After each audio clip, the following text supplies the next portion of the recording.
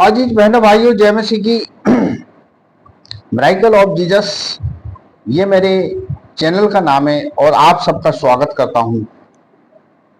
आज मैं रोमियो की पत्री उसका 10वां अध्याय और 5वें पद से आप लोग के सम्मुख एक्सप्लेन करूंगा।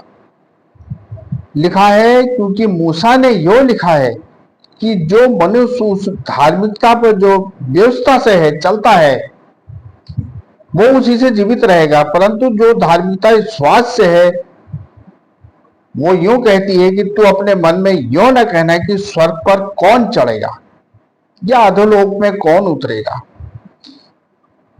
परंतु यह कहती है कि वचन तेरे निकट है, तेरे मुंह में है और तेरे मन में है, क्यों वही विश्वास का वचन है जिसका प्रचार किया जाता है। यदि तू अपने मुंह से यीशु को प्रभु जानकर अंगीकार करे और अपने मन से विश्वास करे कि परमेश्वर ने उसे मरे हुए में से जिलाया, तो तू निश्चय उद्धार पाएगा। क्योंकि धार्मिकता के लिए मन से विश्वास किया जाता है और उद्धार के लिए मुंह से अंगीकार किया जाता है, क्योंकि पवित्र शास्त्र यो कहता है, जो कोई उस पर विश्वास करेगा वो लज्जित न होगा बल्कि अनंत जीवन पाएगा। मित्रों, परमेश्वर का ये वचन आज हमारे सामने आया है, परंतु सबने उस सुसमाचार पर कान नहीं लगाया। इसके 16वें पद में लिखा है, परंतु सब ने सुसमाचार पर कान ही नहीं लगाया। यशायाह तो यहां तक कहता है, हे प्रभु, किसने तेरे सुसमाचार पर विश्वास किया? अतः विश्वास सुनने से और सुनना मसीह के वचन से होता है। मित्रों, पुरानी व्यवस्था जो मूसा द्वारा दी गई थी, उसमें परमेश्वर ने मूसा को जो व्यवस्था दी थी, उस व्यवस्था में तमाम प्रकार के ऐसे विचार थे और ऐसी बातें थी जिसको कि एक सामान्य व्यक्ति, एक सामान्य मनुष्य विचरण नहीं कर सकता था, जिसमें तमाम प्रकार के बलिदान और तमाम प्रकार की ऐसी बातें थी जिसमें याजक और महायाजक लोग अपनी मनमानी करते थे, लेकिन उसके बावजूद भी मनुष्य जाति को वो सांत्वना जो कि परमेश्वर चाहता है प्राप्त नहीं होती। इसलिए परमेश्वर ने उसमें अमेंडमेंट किया और एक नई वाचा, एक नई व्यवस्था को लागू किया और खुदावन यीशु मसीह को इस पृथ्वी पर भेजा और खुदावन यीशु मसीह ने पुरानी वाचा को पूरा किया। पुरानी वाचा में 39 पुस्तकें थी और खुदावन यीशु मसीह ने 39 कोड़े खाकर व्यवस्था को पूरा कर दिया। अब जो हमारे लिए व्यवस्था दी गई है वो नई वाचा यानी कि नया नियम। इसलिए उसमें लिखा है कि तू अपने मन में यह न कहना कि स्वर्ग पर कौन चढ़ेगा या अधोलोक में कौन उतरेगा, परंतु वो व्यवस्था जो नई वाचा है वो ये कहती है कि यह कि वचन तेरे निकट है, वचन तेरे निकट है, तेरे मुंह में और तेरे मन में है, और यही विश्वास है और विश्वास के द्वारा ही इंसान धार्मिकता को ग्रहण करता है।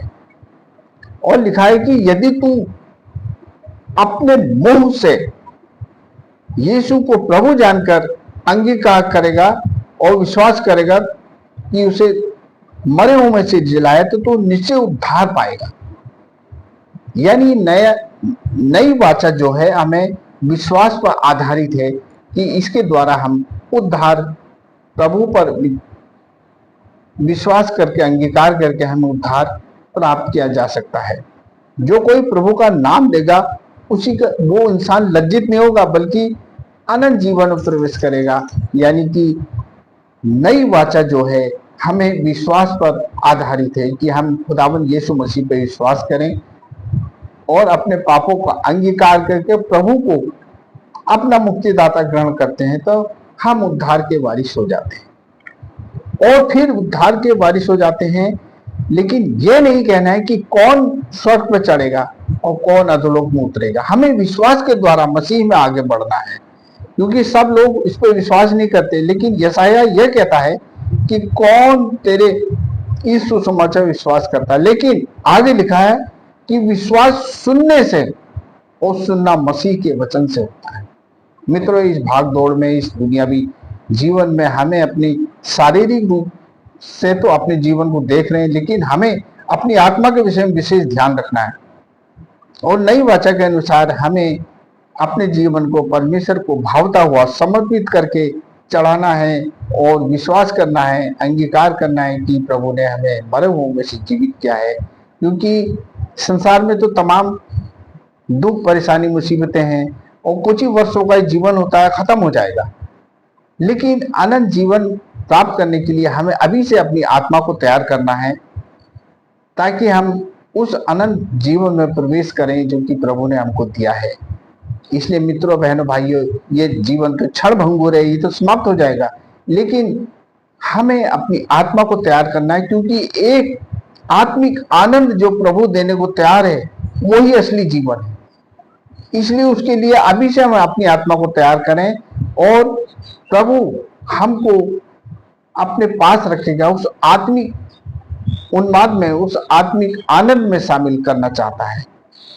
प्रभु हमारे आत्मा को उस आत्मिक जीवन में प्रवेश कराना चाहता है जिसमें ना दुख, ना परेशानी, ना मुसीबतें। इसलिए मित्रों, आज संकल्प करें कि हम अपनी आत्मा को परमेश्वर को भावता हुआ समर्पित करें और अपने जीवन से प्रभु को महिमा दें, ताकि वो हमारे जीवन को अपने पास रखे और हमारी आत्मा को वो नष्ट होने से बचा ले।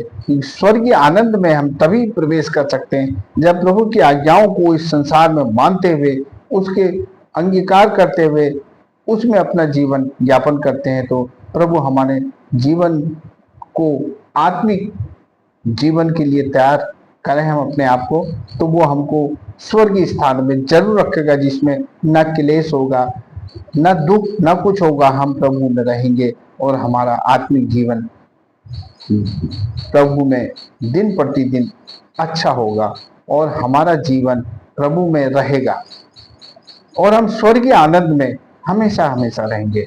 इसलिए मित्रों, आज प्रभु पर विश्वास करें हम लोग और अपना जीवन प्रभु को भावता हुआ चढ़ाएंगे, तो प्रभु हमारा उद्धार करेगा और हमारे जीवन को अपने पास सुरक्षित स्वर्ग लोक में रखेगा।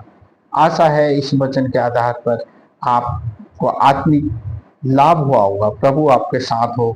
आमीन।